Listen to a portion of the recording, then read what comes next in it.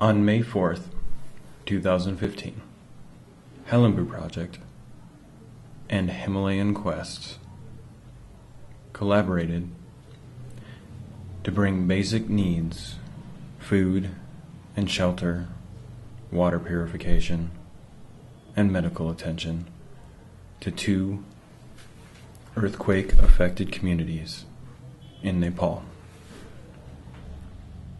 We make this piece with heavy hearts, having personally lost close friends and relatives. However, we hope you'll see through this short video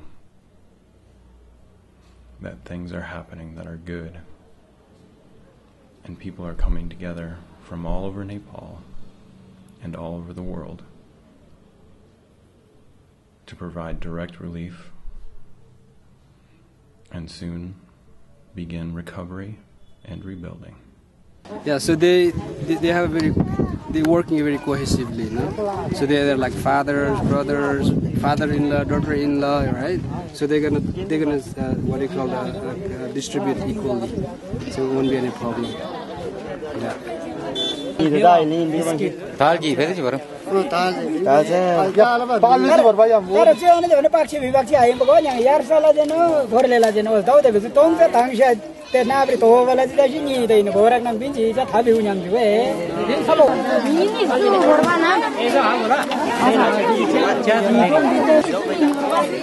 Okay. Thank you.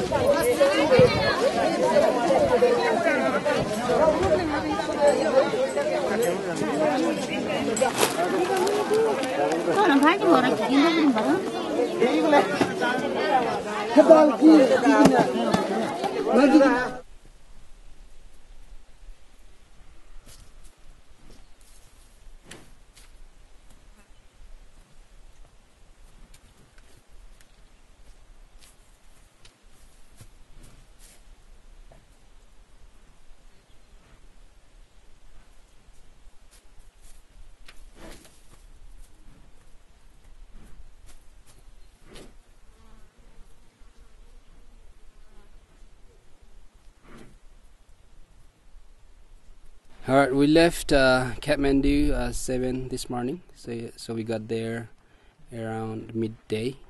So it took us how many hours? 5 hours to get here. So we are in the village called Borle village. Borle village of Yarsa VDC of Rasuwa districts. So in Tamang village. So we divvied up our supplies for 80 households. So there were about 150 people down there to collect all the supplies. So at the moment we are at this village called Borle.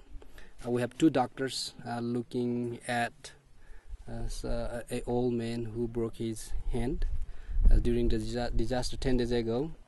A big rock fell on his hand and broke his hand. This house, and he's just next door now. Yeah.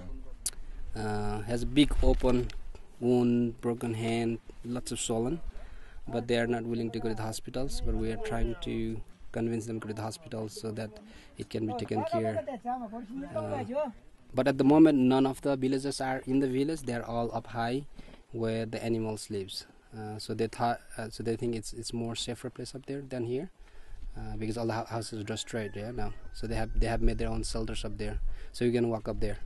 So goat is originally the goats are made to shelter for the animals. I'm working with it's called Himalayan Quest and Helambu project. So we are collaborating together, so it makes a bigger impact than just floating with these small things. We were trekking 10 days ago when before the earthquake happened. We were trekking up in the village, the isolated village called Narfu near Tibet border. We were in a deep canyon, and we had the porters, 20 of them from this village. So right then they called in the village. They said all the village is gone, is demolished. So I was keep contacting with them, and finally after 10 days, we got an opportunity to come here and bring their basic needs, which I very feel happy, and I don't know. I feel very happy to do that. So you have a personal connection with this village. Yes. Do you think that is helpful in order to do relief work? Well, I mean, because there are so many relief organizations wanted to help people, but they didn't have any information what's going on, where. So in order to, I think this is kind of because until now it's been 10 days already. Nobody's here yet. You already saw that we have one Baje, the grandfather. He has broken arms and big wound, and nobody knows about it except their families. So we're the first one to come in here and help them. So because of these personal connections, they got some supplies and help.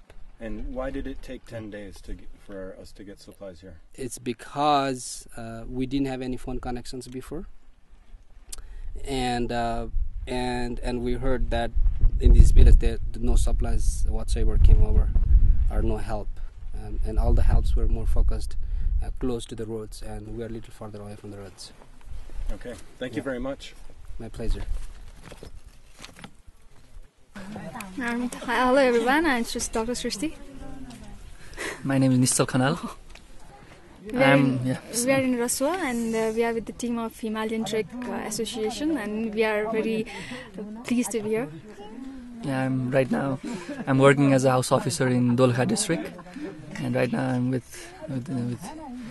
Rasuwa treating patients who are victimized by earthquake. Did you see any injuries, even if they weren't severe, that were due to houses falling on people? Yeah, just now I mentioned one case that case actually had a big bolt had fallen in his hand, and I presume both the bone of his right forearm were fractured, and also the wound of that arm was severely infected. So that was one severe case that I met today. Yeah. Yeah, there was another case also. Yeah, you can see. And that was a case of fall injury, and she had an hematoma, and we just. She did not develop any compartment syndrome, and we presume there was no fracture, but I think that was also due to earthquake. What is hematoma? That is collection of blood in the upper. Yeah, in tissues. Not in the. Just in the subcutaneous tissues, just not under in the skin. Not under the outside the vessels. All right, and how do you feel about your work today? It's great, and I'm loving it. Yeah, I'm enjoying it. Yeah, me too.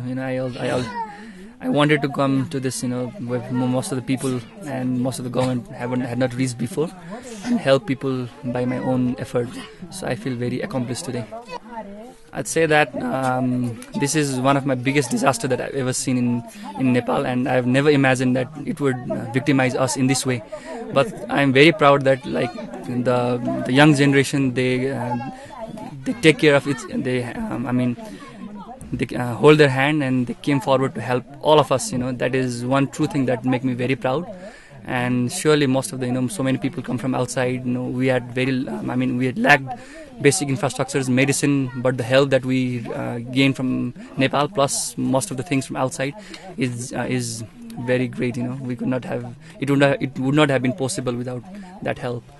I would like to say something. Yesterday I collected some money from my hospital, and there were some people whose houses has been broken. They are staying in tent, but still they are. When I said that I'm going to Rasuwa for helping those victim people, and they were so eagerly waiting for that help, and they were ready to give how much ever money they could.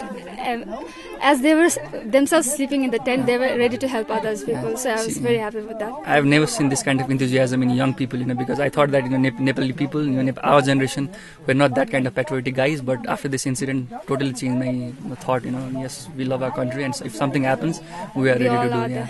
Yeah. In fact, I think that it taught us a lot of things, and we're gonna make things a lot more proper way now.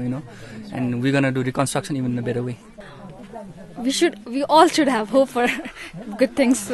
Even I have hopes, but I don't know for how long it will take to have that reconstruction. Okay. We will be waiting. Thank you very much. Thank you. Our pleasure to be talking to you.